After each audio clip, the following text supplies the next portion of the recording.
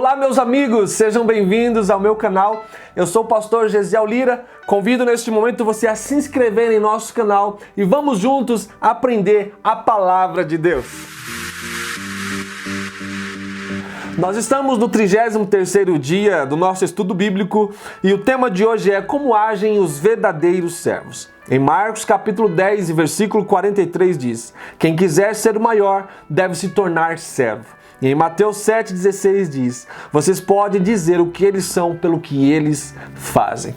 Nós servimos a Deus ao servir os outros. O mundo, ele define grandeza em termos de poder, de posses, de prestígio e de posição. Se você puder exigir que as pessoas sirvam você, então você conseguiu chegar lá. Em nossa cultura egoísta, com sua mentalidade do eu primeiro, agir como servo não é uma condição muito apreciada. Jesus, entretanto, mediu a grandeza em termos de serviço e não de posição social. Não importa o que você tem, os seus bens, o seu dinheiro, suas casas ou carros, a sua posição econômica financeira. Deus avalia a nossa grandeza pela quantidade de pessoas que servimos, não pela quantidade de pessoas que nos servem. Isso é tão oposto à ideia de grandeza do mundo que é difícil compreender, quanto mais praticar.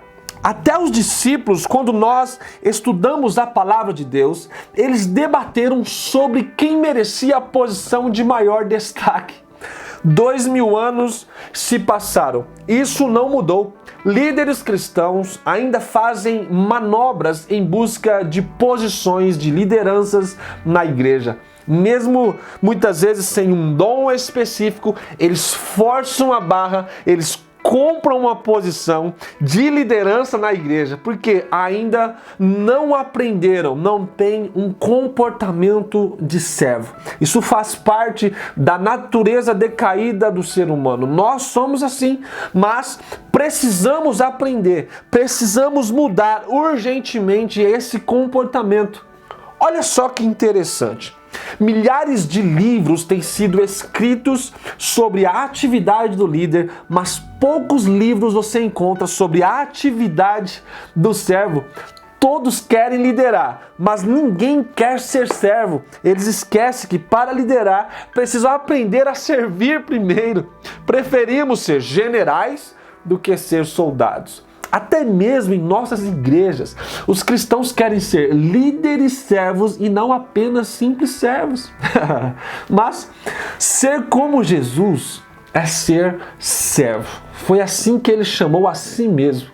Embora conhecer a forma que você nasceu seja importante para servir a Deus, ter o coração de servo é ainda muito mais importante. Lembre-se, Deus o formou para servir e não para ser egoísta.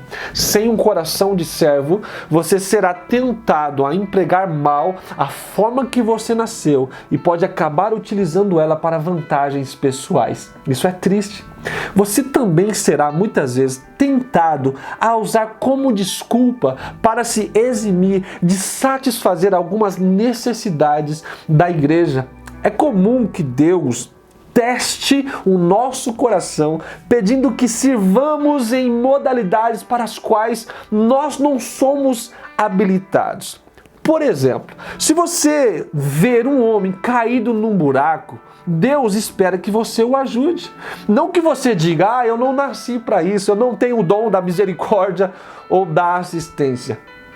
Embora não seja dotado para uma tarefa em particular, você pode ser chamado a realizá-la se ninguém mais com o talento em questão estiver por perto. O seu ministério principal deve ser exercido nas esferas das suas habilidades, mas seu ministério secundário é em qualquer lugar em que você seja necessário no momento. A sua habilidade revela o seu ministério, mas o seu coração de servo revelará a sua maturidade. Não é necessário nenhum talento especial para ficar após um culto e coletar o lixo ou organizar as cadeiras. Qualquer um pode fazer isso. Qualquer um pode ser servo. Caráter é a única coisa necessária. Você deve ter o coração de servo. Como você pode, então, saber pela palavra de Deus se você possui um coração de servo? Olha o que Jesus disse em Mateus 7,16. Vocês podem dizer o que eles são pelo que eles fazem. Nós, neste estudo bíblico, vamos aprender então 6 pontos importantes. Em cada vídeo falaremos de 2 pontos específicos. O primeiro, os verdadeiros servos estão sempre à disposição para servir. Eles não preenchem seu tempo com outras atividades que possam limitar a sua disponibilidade. Eles querem sempre estar prontos a servir imediatamente quando são chamados. Semelhante ao soldado, o servo deve estar sempre pronto para o dever e fazer com alegria, com prazer. Olha o que a Bíblia diz em 2 Timóteo 2:4. Nenhum soldado se deixa envolver pelos negócios da vida, já que deseja agradar aquele que o alistou. Se você serve só quando é conveniente para você, então desculpe, você não é um servo de verdade. Há um interesse por trás. Verdadeiros servos fazem o que é necessário mesmo quando é inconveniente para ele. Você está disponível para Deus a qualquer momento? Pense sobre isso. Como servo, você não pode ser seletivo quando e onde você quer servir. Ser servo significa desistir do direito de controlar a sua agenda e permitir que Deus a interrompa sempre que Ele precisar. Se ao início de cada dia você relembrar que é servo de Deus, as interrupções não serão muito frustrantes, pois a sua agenda será formada por qualquer coisa que Deus quiser colocar na sua vida. Por isso, é preciso estar atento. Os servos veem interrupções como compromissos divinos para o ministério e ficam felizes com a oportunidade de servir na prática. Segundo ponto, os verdadeiros servos prestam atenção às necessidades. Os servos estão sempre atentos a formas de ajudar aos outros. Quando eles veem uma necessidade, agarram a oportunidade de auxiliar exatamente como a Bíblia nos ordena. Olha o que está escrito. Portanto, enquanto temos oportunidade, façamos o bem a todos, especialmente aos da família da fé. Paulo registrou isso em Gálatas capítulo 6 e versículo 10.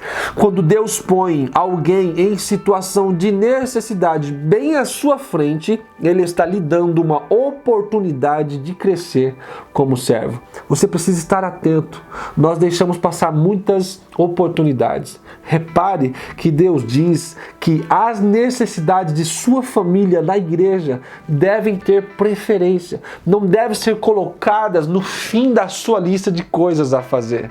Não, é uma prioridade. Nós deixamos escapar muitas oportunidades para servir porque nos falta sensibilidade.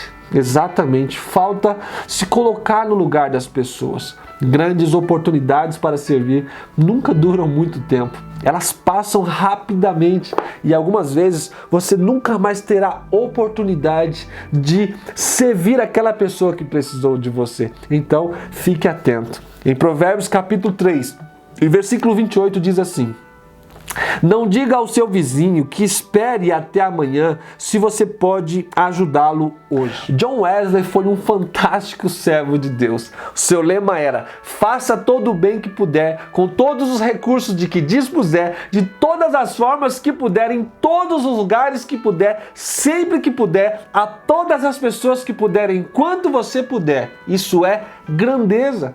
Você pode começar, por exemplo, procurando por tarefas pequenas que ninguém gosta de fazer.